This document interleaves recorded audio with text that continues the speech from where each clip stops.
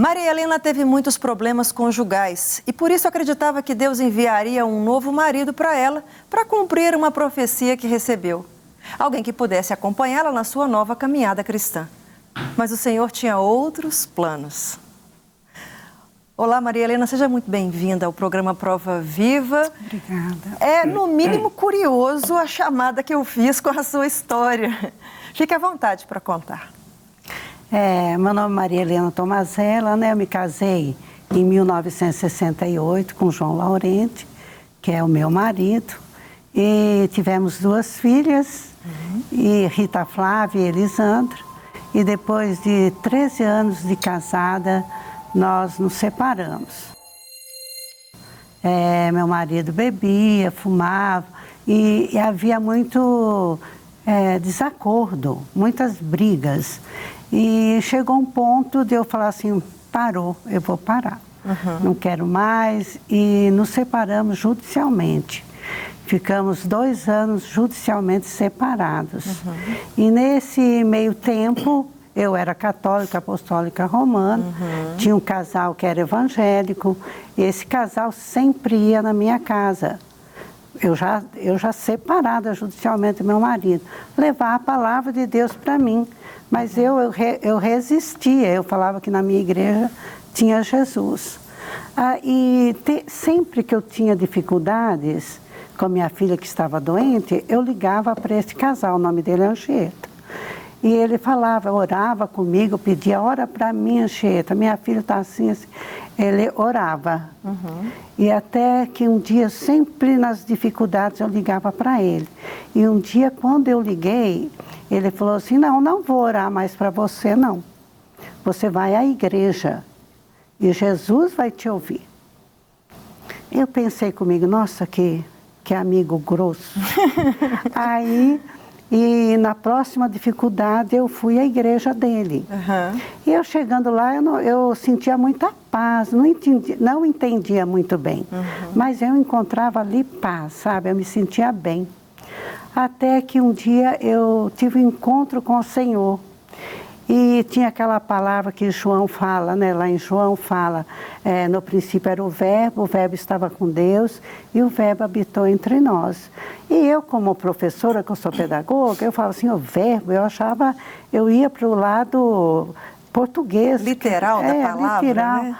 E eu fui estender minha cama, arrumar minha cama, e o Espírito Santo falou claramente comigo que o verbo era a palavra de Deus e Jesus habitou entre nós, é o Filho de Deus. Aí que eu fui me converter verdadeiramente ao Senhor. Você sozinha na sua casa? Na minha casa, sozinha, arrumando a cama. O Espírito Santo falou comigo assim claramente no meu coração e deu a interpretação para mim. Glória a Deus, né? E nisso eu prosseguindo sempre a igreja e um dia eu estando na igreja, Deus levantou um profeta e eu me converti no Rio de Janeiro, numa igreja lá do Rio de Janeiro. Não era ainda a Batista da Lagoinha, era uma outra. E essa igreja tinha todos os dons espirituais. E no meio daquele culto, eu estava de blusa vermelha e um profeta levantou e falou assim, olha, você aí que está de blusa vermelha, o Senhor manda te dizer que Ele vai te dar um filho. E eu pensei comigo, um filho, eu sou separado. Mas deixei quieto, não falei nada. Quando terminou o culto, eu fui lá nesse profeta. Falei assim para ele, Deus vai me dar um filho? Ele falou, Deus vai te dar um filho. Eu falei, então Deus vai me dar outro marido, porque eu sou separada judicialmente. Ele olhou firmemente para mim, ele falou assim, Deus não vai te dar outro marido. Deus vai trazer o seu marido de volta. E eu falei, é a última coisa que eu quero. Porque meu coração ainda estava rancoroso, né? Sofrido, eu não queria. Mas ele não falou nada comigo, simplesmente saiu e não deu uma resposta para mim, deixou. O que você sentiu nessa hora? Pensa bem, né? Você vindo de uma outra religião, apresenta-se naquela, escuta um discurso esquisito de um camarada que era profeta, traz umas palavras que trazem um pouco de dúvida para o entendimento e até a aceitação no primeiro momento e fala aquilo que você não quer escutar. Como é que você sentiu nessa hora? Você acreditou no que o moço falou? Eu acreditei, sim, mas eu não queria. Eu sabia que ele estava falando, mas eu pensava assim, se foi Deus quem falou, vai cumprir. Se não foi Deus, Deus não vai cumprir. Aí passou. Deus foi restaurando o meu coração primeiro, sabe? Deus foi limpando o meu coração, foi tirando aquela raiva que eu tinha do meu marido. Deus foi trazendo uma paz no meu coração. E Deus foi colocando no meu coração o amor ágape, que é o amor de Deus pelo meu marido.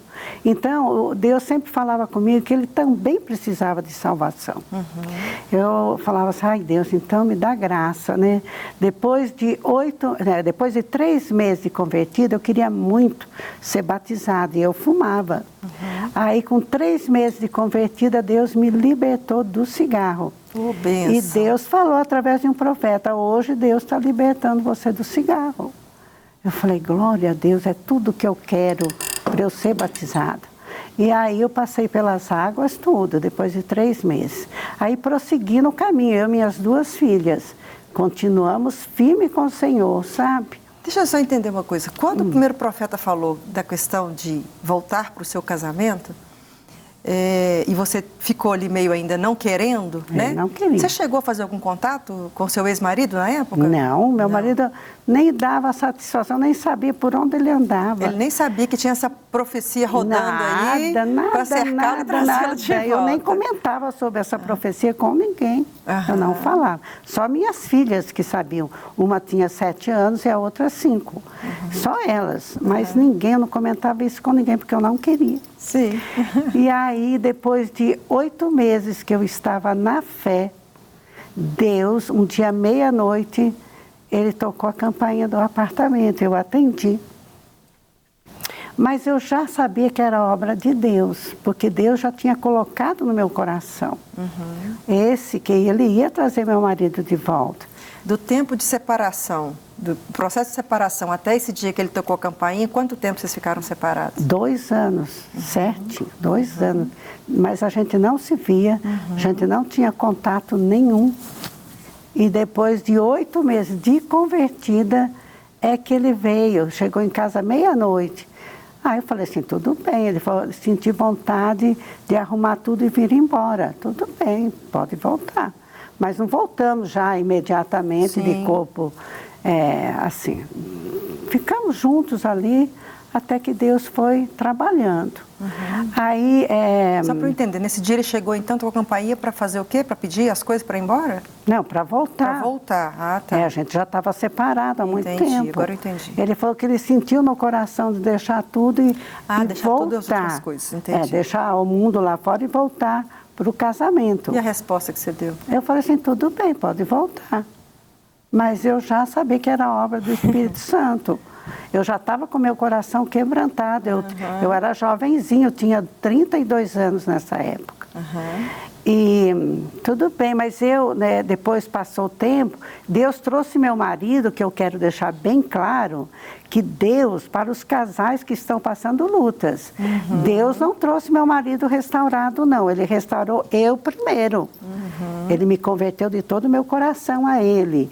Então, mas Deus trouxe meu marido pior do que ele era antes. Ô, Jeová. Jeová Jiré, glória a Deus. Mas Deus fala que ele não dá provas maior do que a nossa força. Então, meu marido voltou bebendo. Tinha vez que ele saía na sexta-feira e voltava na segunda. E eu perguntava para ele, onde você estava? Estava com mulheres, e daí? Ah, sim. Eu falava, não tem problema não. Os olhos do Senhor estão sobre ti, por onde quer que andares. Então eu tinha um coração lavado, sabe, no Senhor. E deixava, eu não me preocupava, apesar das lutas. Porque o João é uma bênção hoje, né? Hoje ele é uma bênção, glória a Deus. Transformado. Mas quando ele bebia, ele não ficava bonzinho, não. Ele ficava agressivo. Ele não tolerava que eu falasse qualquer coisa, não aceitava nada disso. Seus familiares ficaram sabendo desse retorno dele? O que eles acharam de você abrir a porta de novo, já que ele não voltou restaurado como Poderia, já voltou bonzinho, deixa ele entrar. Nossa, eu passei muita luta, não só dentro de casa, como com os familiares e amigos. Amigos assim, mulheres, tudo. Fala, para que você vai voltar com ele? Você é doida? Eu falava assim, não, eu conheço o Deus que eu sirvo. Então, para poder obedecer a Deus, você foi contra todo mundo. Contra todo mundo que foi contra você, você também resistiu. Foi contra não, você resistiu. Resisti todo mundo. E nessa época eu fazia faculdade. E na faculdade mesmo, as pessoas falavam, para que você foi voltar, Maria? Você já não era separada? Eu falei assim, sim, mas eu conheço o Deus do qual eu sirvo. E assim foi. E depois de 3 anos que nós estávamos juntos, nós anulamos nossa separação judicial, que dá mais trabalho do que casar. Casamos no interior de São Paulo, divorciamos no Rio de Janeiro, que nós morávamos no Rio de Janeiro, e depois disso ele foi trabalhar no interior de Minas Gerais e anulamos nosso casamento, nosso divórcio, nossa separação judicial no interior de Minas. Então, veja bem, foram 3 processos que teve que voltar para o interior de São Paulo. Foi um processo difícil de se realizar para anular essa separação. Ainda nessa restauração desse casamento, ele ainda não tinha mudado muita coisa, não? Depois desses 3 anos juntos, vocês reataram novamente judicialmente? Quando nós anulamos a separação, ele já estava liberto. Entendeu? Aí Deus, depois de 3 anos que nós havíamos voltado, aí Deus fez a obra nele. Então eu quero saber mais sobre essa informação aí, de como é que foi essa restauração dele e essa união de novo oficialmente no documento, né? Fica comigo aí, tem mais prova viva do poder de Deus. A gente volta já. Hoje estamos conhecendo um testemunho de restauração. Maria Helena teve o casamento e o marido transformado pelo agir de Deus. Vamos lá, Maria Helena, onde nós paramos, essa restauração? Sim, depois de 3 anos que nós estávamos juntos, já que anulamos nossa separação, depois de 3 anos, aí minha menstruação sempre atrasava, porque o doutor Dionísio, que era meu médico, sempre mandava fazer exame de urina para fazer a reposição hormonal em mim, porque era muito novinho, para ficar sem menstruação. Aí eu falei assim, está atrasado 3 meses, eu vou mandar fazer exame de urina e na segunda-feira eu levo o doutor Dionísio. Aí mandei fazer exame de urina e pedi para minhas filhas ir buscar no laboratório, que era no interior de Minas, era cidade pequena. Vou contar bem rápido. Aí elas foram buscar. E quando elas chegaram com o exame pronto, elas falavam, mãe, abre, mãe. Numa alegria, eu falei assim, por que vocês estão tão assim? Ela falou assim, abre, mãe. Eu abri e deu positivo. E eu esqueci da profecia. Aí eu comecei a chorar de tristeza, porque minha filha, já menor, estava com 12 anos. Eu falei assim, nossa, vai recomeçar tudo de novo. E fui tomar banho, foi num sábado, porque eu falei assim, eu vou tomar banho para eu ir para o culto. No que eu abaixei a cabeça assim para lavar meu cabelo no chuveiro, o Espírito Santo falou assim para mim, glória a Deus, falou assim, eis que eu estou cumprindo minha profecia. Que lindo. Aí a tristeza voltou em alegria para mim naquela hora. Eu comecei a glorificar o Senhor, porque eu já sabia que era homem, que Deus havia falado que era filho. E Deus ainda tinha falado na profecia, que eu me esqueci, que ia nascer entre fevereiro ou março. Como passou muito tempo, eu esqueci da profecia, não lembrava. E ele nasceu em fevereiro, porque eu fiz cesárea, porque eu queria ligar. E se eu tivesse parto normal, ia nascer em março. Então Deus deixou na minha escolha o que eu queria, né? E glória a Deus, veio Daniel, nasceu em fevereiro. Hoje ele já está com 32 anos, glória a Deus, casado. E louvado seja o nome do Senhor. Aí trouxe muita alegria esse filho. A gestação foi tranquila? Tranquilíssima, foi maravilhosa. E a aceitação do seu esposo, que a profecia tinha sido dada a você, você entendia essas questões, ele já compreendia essa questão de profecia? Mas ele já compreendia essa questão de profecia, do cumprimento da palavra? Eu falava para ele que Deus ia nos dar um filho. Então, ele já convertido, tudo, ele aceitou com muita alegria. Esse filho veio com muita alegria, sabe? E assim foi. Quando Deus promete, Ele cumpre. Pode passar anos, Deus faz a obra. E está escrito também na palavra de Deus, lá em Marcos 10, de 7 a 9, fala: o que Deus uniu, não separe o homem. Né? Deus deixou pai e mãe, e se fez uma só carne com sua esposa ou com seu marido. Então, não existe separação para Deus. Basta a gente querer obedecer a palavra de Deus. Quando a gente obedece, tem um preço. E o preço, gente, é perdoar, perseverar na palavra de Deus, porque só assim vencemos as lutas.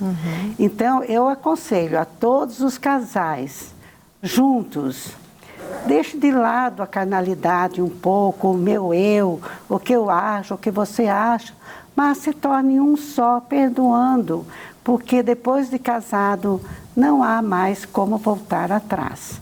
Se voltar, Deus fala: pode se separar, mas vive para o Senhor. Então, nós não podemos mais casar com outras pessoas, com outro homem ou com outra mulher. O que Deus uniu, não separa o homem, só a morte. E a morte vinda de Deus. Não é querer matar o outro, não, é vinda do Senhor. Então, essa palavra se cumpre. Essa palavra, ela é realmente a Bíblia, né? Quando Deus fala para o homem deixar pai e mãe e vir se juntar à sua esposa, tornando os dois uma só carne. Mas quem está em casa agora pode ter ouvido a sua história e ter dito assim: mas eu não quero que meu marido primeiro volte todo pior do que ele saiu, para eu aguentar, esperar a toda a transformação para depois eu viver em paz. Como é que a gente aconselha uma pessoa que às vezes não quer passar por esse sofrimento que você passou, ou até pela obediência, poderia dizer, né? De independente de fazer a minha vontade, eu quero fazer a do Senhor, mesmo que eu sofra. Isso é difícil, Maria Helena, não é não? É difícil, muito difícil. Não foi fácil. Falar hoje é muito fácil, mas o viver é muito mais difícil. Mas ali você tem que se negar a si mesmo. Tome a tua cruz e siga-me. Essa é a palavra do Senhor. Então, eu sempre me baseava nessa palavra. Eu anulava o meu eu e queria a vontade de Deus que prevalecesse em nossa vida. Na minha vida, eu quero ser salva. Então, não importa o sofrimento, importa estar com Cristo.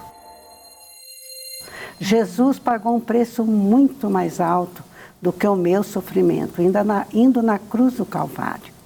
Então, se ele pagou um preço muito mais alto, tem alguma coisa nessa terra que seja maior que o sofrimento de Jesus? Eu sempre olho para a cruz, sempre.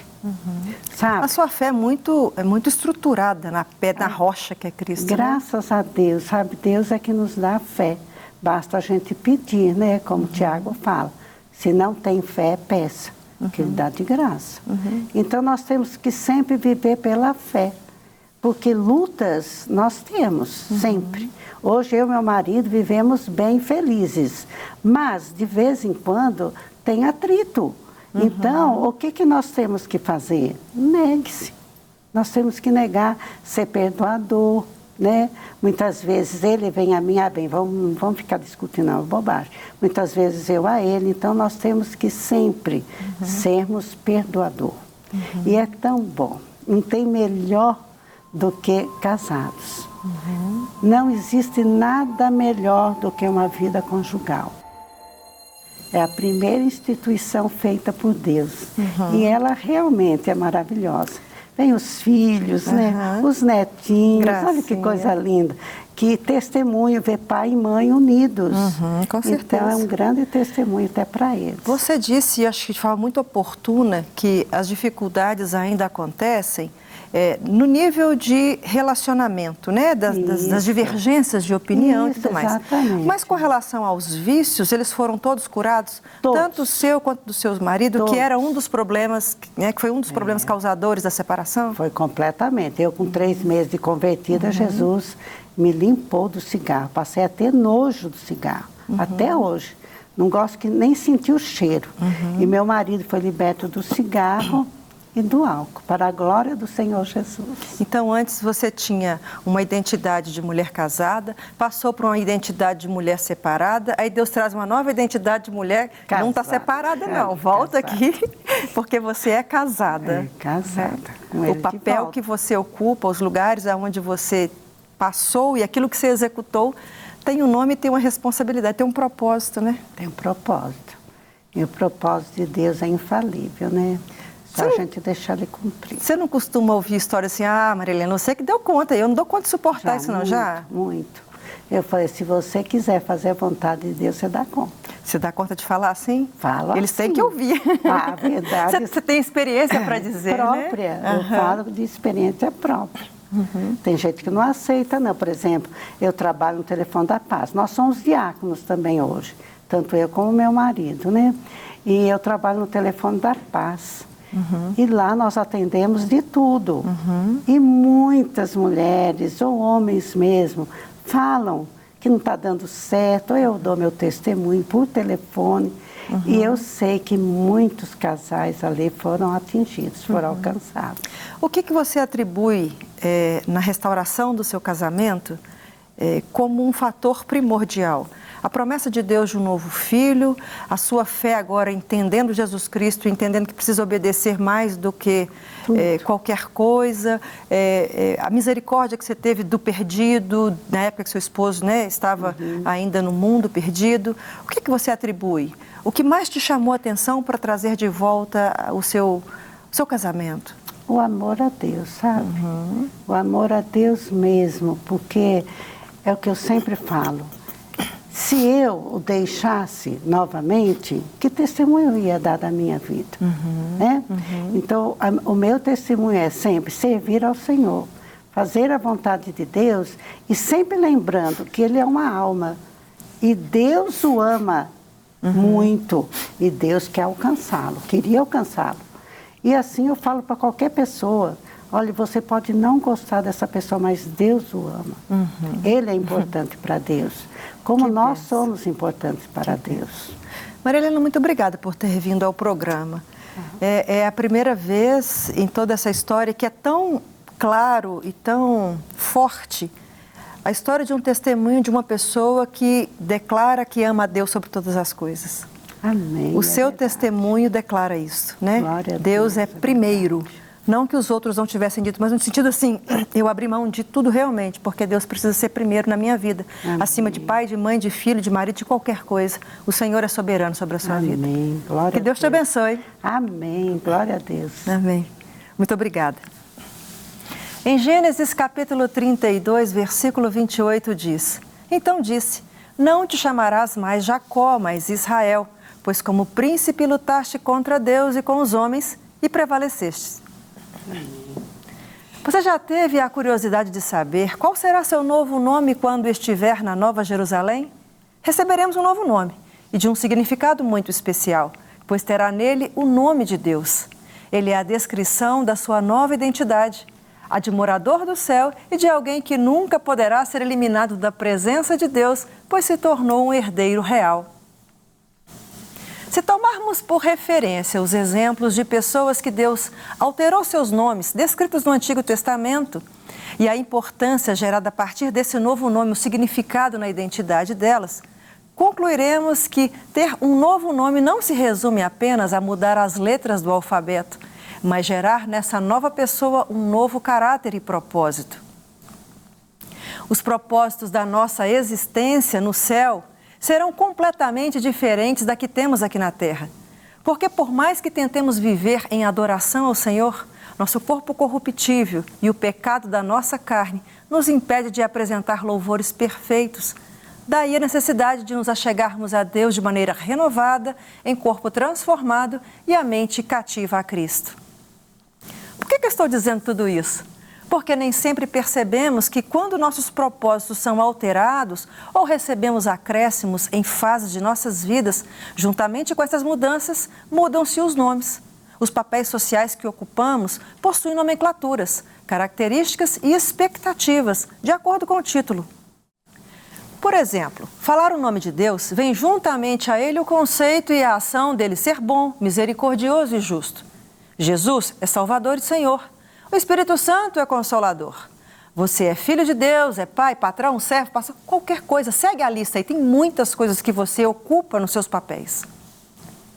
Você está cansado de saber que quando se acrescentam papéis, ou seja, passa de ser só filho para ser pai, é esperado que tenha uma ação condizente. Há uma necessidade de uma congruência entre o novo nome e o seu propósito. Agradeça ao Senhor as mudanças que Ele gerou em sua vida. Se está casado e tem uma esposa sábia, é porque veio do Senhor. Se é pai, é porque Deus deu vida e chama seus filhos de herança dele. Então, se você casou, conseguiu um emprego, não é mais divorciada, aprendeu a perdoar, recebeu uma mudança no seu nome. Por isso eu termino dizendo, não se chamará mais Jacó, mas Israel. Deseja que seu nome combine com a sua nova identidade. Aguardo você aqui comigo na próxima semana para mais um Prova Viva. Não quer ficar um segundo por fora da nossa programação? Agora você pode nos acompanhar através das plataformas digitais. Não perca tempo. Acesse, curta e siga-nos. Fique por dentro de tudo o que acontece por aqui. Rede Super, inspirando você.